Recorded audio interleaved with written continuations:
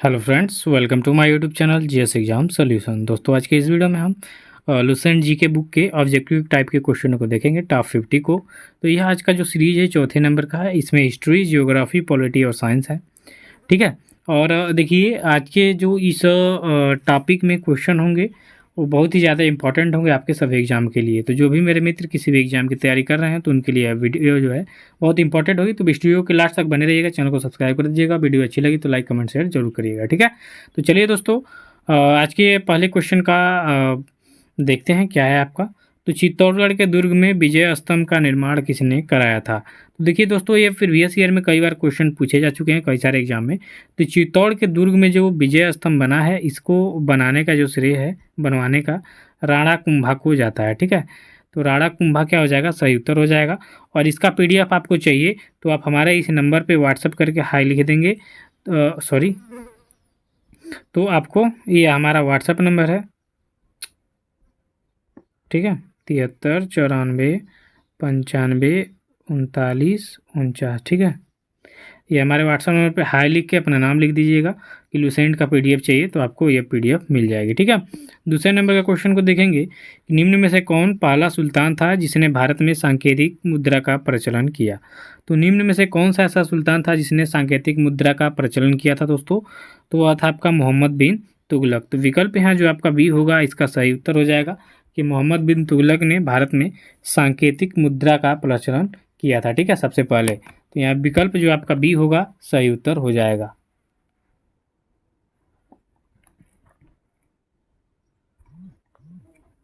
चलिए next question देखेंगे तीसरे नंबर का। तो आपके तीसरे नंबर का क्वेश्चन है कि किस सुल्तान ने लौह और रक्त की नीति अपनाई थी? तो लौह और रक्त की नीति अपनाने वाला जो सुल्तान था वो आपका बलबन था। ठीक है। तो यहाँ विकल्प में जो आपका सी विकल्प होगा, इसका सही उत्तर हो जाएगा। ठीक है, कि लौह और रक्त की नीति बलबन ने अपनाई थी। ठीक है। चलिए नेक्स्ट क्वेश्चन है आपका चौथे नंबर का दोस्तों, कि फतेहपुर सीकरी का निर्माण जो है किसने कराया था? तो फतेहपुर सीकरी का जो निर्माण है ये अकबर के द्वारा किया गया था। ठीक है। और दुनिया का सबसे ऊंचा दरवाज़ा जो है फतेहपुर सीकरी में ही है, बुलंद दरवाज़ा, जो अकबर ने गुजरात अभियान के दौरान जब गुजरात पे विजय प्राप्त किया था तो इसने बुलंद दरवाज़ा का निर्माण करवाया था। ठीक है। और सबसे पहले समुद्र को गुजरात में ही देखा था। पाँचवें नंबर का क्वेश्चन है कि दिल्ली की जामा मस्जिद किसने बनवाई थी? तो मित्रों, दिल्ली की जो जामा मस्जिद है वो शाहजहाँ के द्वारा बनाई गई है। ठीक है, जो भारत की सबसे बड़ी मस्जिद भी है। तो ये सही उत्तर हो जाएगा आपका विकल्प ए। अगले क्वेश्चन में है छठे नंबर में कि पाल वंश का संस्थापक कौन था? तो मित्रों, पाल वंश का संस्थापक था गोपाल। ठीक है। और पाल वंश का सबसे प्रतापी जो राजा हुआ, धर्मपाल हुआ, इसने विक्रमशिला विश्वविद्यालय की स्थापना भी की थी। तो इसका राइट आंसर हो जाएगा विकल्प बी। चलिए 7 नंबर के क्वेश्चन को देखिए कि संगोल की संधि कब हुई थी? तो मित्रों, संगोल की संधि 1750 ईस्वी में हुई थी। ठीक है। तो विकल्प इसका जो आपका सी होगा राइट आंसर हो जाएगा कि संगोल की संधि आपके 1750 में हुई थी। आगे 8वें नंबर के क्वेश्चन में आपका कलिंग का युद्ध कब हुआ था? तो मित्रों, कलिंग का युद्ध हुआ था आपका 261 ईसा पूर्व में, आपके राजा अशोक जो मौर्य वंश का शासक था और खारवेल के साथ, जिसमें खारवेल कलिंग नरेश का हार हुआ था। ठीक है। और अशोक इसमें विजयी हुआ। 9वें नंबर का क्वेश्चन देखिए, खानवा का युद्ध कब हुआ था? तो मित्रों, खानवा का युद्ध हुआ था 1527 ईस्वी में। और इस युद्ध में जो है बाबर ने जिहाद का नारा दिया था, बाबर और राणा सांगा के बीच में। ठीक है, जो राणा सांगा थे इनके बीच में 1527 में खानवा का युद्ध हुआ था, जिसमें बाबर विजयी हुआ था।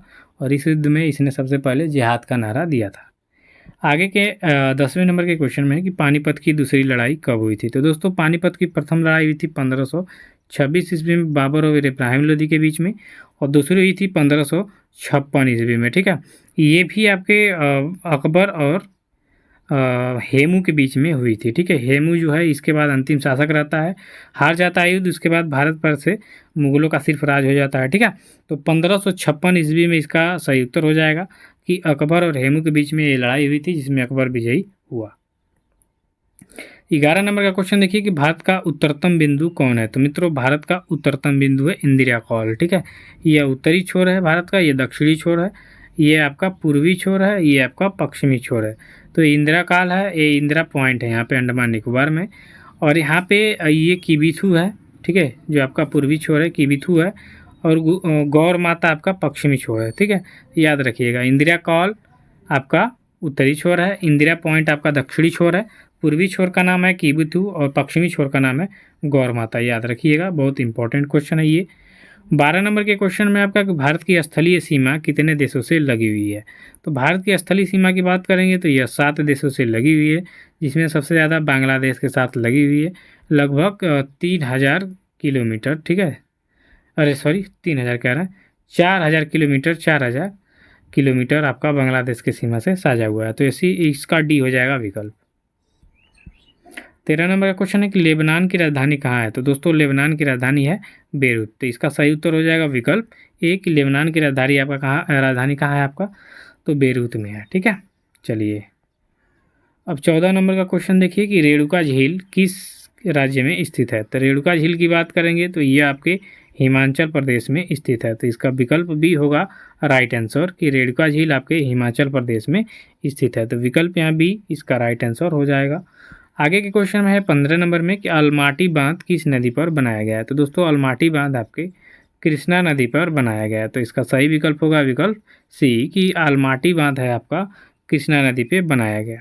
चलिए 16 नंबर के क्वेश्चन को देखेंगे कि धमाल किस राज्य का लोक नृत्य है। तो मित्रों धमाल आपके हरियाणा का लोक नृत्य है, ठीक है, तो यहाँ विकल्प जो आपका डी होगा सही उत्तर हो जाएगा कि धमाल आपका हरियाणा का एक प्रसिद्ध लोक नृत्य जो महाभारत काल से ही आ रहा है, ठीक है।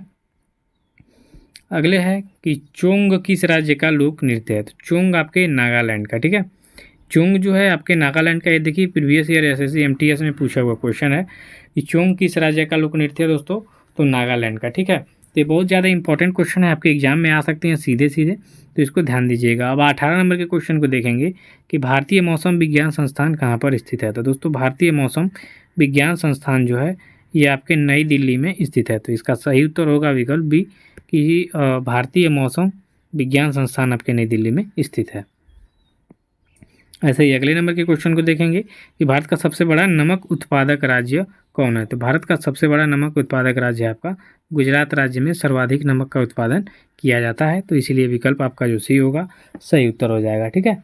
चलिए आगे क्वेश्चन देखेंगे 20 नंबर में कि इराक की राजधानी कहाँ है मित्रों। तो इराक की राजधानी है आपकी बगदाद, ठीक है, कहाँ पे है, बगदाद में, तो इसका सही उत्तर होगा आपका विकल्प डी कि जो आपका इराक की राजधानी है बगदाद में है।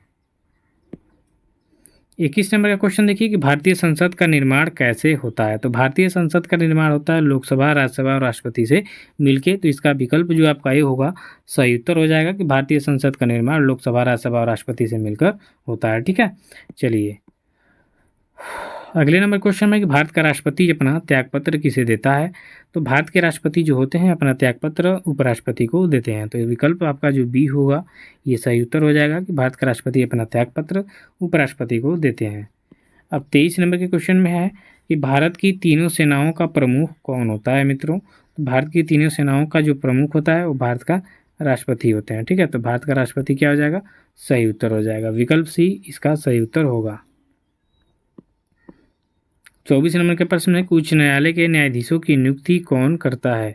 तो दोस्तों उच्च न्यायालय के न्यायाधीशों की नियुक्ति आपके राष्ट्रपति के द्वारा किया जाता है, ठीक है, तो इसका सही उत्तर होगा आपका विकल्प डी कि उच्च न्यायालय के न्यायाधीशों की नियुक्ति कौन करता है दोस्तों, तो राष्ट्रपति के द्वारा किया जाता है। आगे के क्वेश्चन में है कि भारत की प्रथम महिला मुख्यमंत्री कौन थी। तो भारत की सबसे पहला मुख्यमंत्री थी दोस्तों सुचेता कृपलानी जी, ठीक है, और ये सबसे पहले उत्तर प्रदेश में बनी थी। और क्वेश्चन में भी आता है कि किस राज्य की भारत के किसी राज्य की सबसे पहली मुख्यमंत्री कौन थी। तो सुचेता कृपलानी ही थी जो कि उत्तर प्रदेश के मुख्यमंत्री के पद पे नियुक्त हुई थी, ठीक है। आगे के क्वेश्चन को देखेंगे दोस्तों, तो ये 26 नंबर में संघ शासित क्षेत्रों के लिए प्रशासकों की नियुक्ति कौन करता है। तो संघ शासित क्षेत्रों के लिए प्रशासकों की नियुक्ति आपके भारत के राष्ट्रपति के द्वारा किया जाता है, ठीक है, तो सही उत्तर होगा आपका विकल्प बी भारत के राष्ट्रपति के द्वारा संघ शासित क्षेत्रों के लिए प्रशासकों की नियुक्ति की जाती है, ठीक है। अब चलिए 27 नंबर के क्वेश्चन को देख लेंगे कि राज्य लोक सेवा आयोग के सदस्यों की नियुक्ति कौन करता है। तो राज्य लोक सेवा आयोग के सदस्यों की नियुक्ति आपके राज्यों के संबंधित राज्यपाल से किया जाता है, ठीक है, तो इसका सही विकल्प होगा विकल्प सी राज्यपाल, ठीक है, राज्यपाल के द्वारा या जो आपके राज्य लोक सेवा आयोग के सदस्य होते हैं उनकी नियुक्ति की जाती है। 28 नंबर का क्वेश्चन है कि संसद का अस्थाई सदन कौन है? तो दोस्तों संसद का अस्थाई सदन है आपका राज्यसभा, ठीक है। राज्यसभा को संसद का अस्थाई सदन इसलिए कहा जाता है क्योंकि कभी भंग नहीं होता और इसके प्रत्येक 2 वर्ष के बाद 1/3 सदस्य अवकाश ग्रहण कर लेते हैं, ठीक है। तो इसलिए इसको अस्थाई सदन कहा जाता है। 29 नंबर का क्वेश्चन है कि भारतीय संविधान सभा की प्रथम बैठक कब हुई थी? तो मित्रों भारतीय संविधान सभा की जो प्रथम बैठक हुई थी वो 9 दिसंबर 1946 को हुई थी, ठीक है। तो 9 दिसंबर 1946 इसका क्या हो जाएगा? सही उत्तर हो जाएगा कि भारतीय संविधान सभा की प्रथम बैठक 9 दिसंबर 1946 को हुई थी। 30 नंबर का क्वेश्चन देखेंगे कि राज्यसभा के सदस्य कितने वर्षों के लिए निर्वाचित किए जाते हैं? तो राज्यसभा के जो सदस्य होते हैं ये 6 वर्ष के लिए निर्वाचित किए जाते हैं, यानी राज्यसभा के निर्वाचित सदस्यों का कार्यकाल 6 वर्ष का होता है।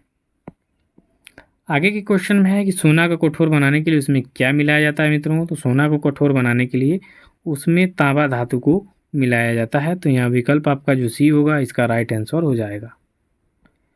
32 नंबर का क्वेश्चन है कि भविष्य का ईंधन किसे कहा जाता है मित्रों? तो भविष्य का ईंधन आपके हाइड्रोजन को कहा जाता है, ठीक है। तो इसका सही उत्तर होगा विकल्प डी आपका हाइड्रोजन। ये भविष्य का ईंधन हाइड्रोजन को कहा जाता है, ठीक है। चलिए 33 नंबर के क्वेश्चन को देखेंगे कि मानव शरीर की सबसे लंबी कोशिका कौन है? तो दोस्तों मानव शरीर की जो सबसे लंबी कोशिका है वो है तंत्रिका सिस्टम, तंत्र यानी नर्वस सिस्टम जो होता है ये मानव शरीर की सबसे लंबी कोशिका है। तो तंत्रिका तंत्र यानी नर्वस सिस्टम इसका राइट आंसर होगा। 34 नंबर के क्वेश्चन में है कि नेत्रदान में आँख के किस हिस्से को प्रत्यारोपित किया जाता है या प्रत्यारोपित किया जाता है? तो मानव नेत्र का जो कार्निया होता है, ठीक है, इसे ही क्या किया जाता है? प्रत्यारोपित किया जाता है, ठीक है। यानी दान में इसी को लिया जाता है कार्निया को, क्योंकि प्रकाश सबसे पहले इसी के माध्यम से हमारी आँख में प्रवेश करता है, ठीक है। अगले नंबर में है कि भोपाल गैस त्रासदी किस गैस के कारण हुई थी? तो 1984 में शायद ये हुआ था मिथाइल आइसोसाइनाइड के कारण, जो मध्य प्रदेश की राजधानी भोपाल में हुआ था। इसमें कई सौ लोग मारे गए थे। तो मिथाइल आइसोसाइनाइड जो है ये रात में ये गैस का प्रसाव हुआ था जिससे सोए व्यक्ति ही खत्म हो गया, ठीक है। अगले नंबर में है 36 नंबर में कि फलों को पकाने में किसका प्रयोग किया जाता है? तो फल को पकाने के लिए एथिलीन नामक ये जो है चीज़ इसका प्रयोग किया जाता है, ठीक है। तो एथिलीन का प्रयोग किया जाता है फल को पकाने में। 37 नंबर में है कि ऊष्मा का सबसे अच्छा चालक इनमें से कौन है? तो इनमें से ऊष्मा का सबसे अच्छा चालक देखा जाए तो आपका चांदी होता है। तो विकल्प है ये आपका राइट आंसर हो जाएगा कि ऊष्मा का सबसे अच्छा चालक आपका चांदी है। 38 नंबर के क्वेश्चन में कानों में कुल हड्डियों की संख्या कितनी होती है? तो दोस्तों कानों में कुल हड्डियों की संख्या होती है 6, ठीक है। तो इसका राइट आंसर होगा आपका विकल्प बी। अगले नंबर के क्वेश्चन में है दोस्तों कि मनुष्य में गुणसूत्रों की संख्या कितनी होती है? तो मनुष्य में गुणसूत्रों की संख्या होती है 46 या कहीं कहीं 23 जोड़ी दिया होता है, ठीक है। तो 23 जोड़ी जब आपके विकल्प में दिया है तो ये सही हो जाएगा, नहीं तो 46 आपका राइट आंसर हो जाएगा। तो विकल्प इसमें सी आपका सही उत्तर होगा। 40 नंबर में है कि सेब में कौन सा अम्ल पाया जाता है मित्रों? तो सेब में मैलिक अम्ल पाया जाता है, ठीक है। कौन सा मैलिक अम्ल? तो इसका राइट आंसर हो जाएगा आपका विकल्प डी कि सेब में मैलिक अम्ल पाया जाता है, ठीक है। तो चलिए दोस्तों आज के वीडियो में बस इतना ही, मिलते हैं नेक्स्ट वीडियो में, तब तक के लिए धन्यवाद, थैंक यू सो मच।